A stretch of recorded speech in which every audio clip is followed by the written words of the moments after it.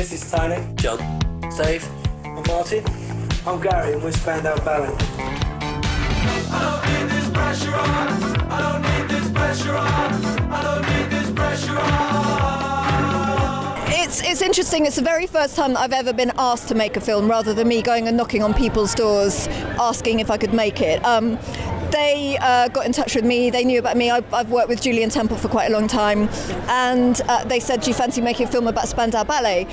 I was seduced by the archive. There is such a wealth of amazing archive, and having begun to look at it, I knew that I could make a film where you never had to break the moment. You could stay on this journey with these 5 guys from when they were kids in their home movies right through to, you know, the bitter end, and that was really exciting to me. There was a couple of reasons why it happened. One, because it hadn't been made. There hadn't been a film about the decade, about the whole new romantic thing. There'd been a few sort of documentaries, but no one had sort of thought about it in depth, you know, just why it happened, where it came from. And also there was in our live show, there was one point in the live show we were using our own home footage behind us on the screens, and it became one of the most popular points for the audience in the show.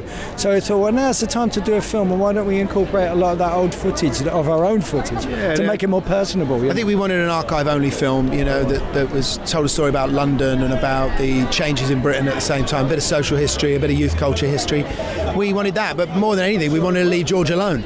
And she was there with 300, 200, whatever it is, hours of archive, and she found the story that was kind of a bromance, really. Everybody relates to it, I think, because it's about friendship. It's not just about a band that play music, it's about friendship.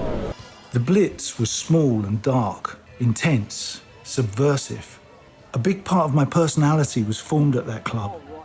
Among this strange mix of ex-punks, art school students, soul boys and soul girls, there was us, working class kids from North London. Jules has spent hours piecing it through, and she found the story in it, really. We sort of kept out of it. So there are bits in the film that, you know, at that time, you know, after a few drinks on a plane going to Sweden, you didn't think that would make your life story. Yeah. But so it's been absolutely amazing to see some of those gigs and bits and pieces we didn't know existed, you know. I was delighted when we found the footage, their first gig on the HMS Belfast. That piece of footage, it was kind of legendary. Somebody knew that someone had a camera, but no one knew who, and then someone remembered who it was, and then we got in touch with that person, but he didn't know where it was, and then he found it 6 months later in his kitchen drawer, and that was like, yes, we got it, we found it, oh yeah, yes, we got it.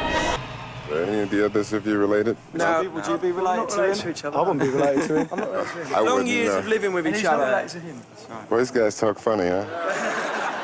It's weird because they're all 10 years older than me, but I feel like I'm their big sister now. I feel like I've watched them grow up and I've been through all this stuff with them. So yeah, it's been wonderful.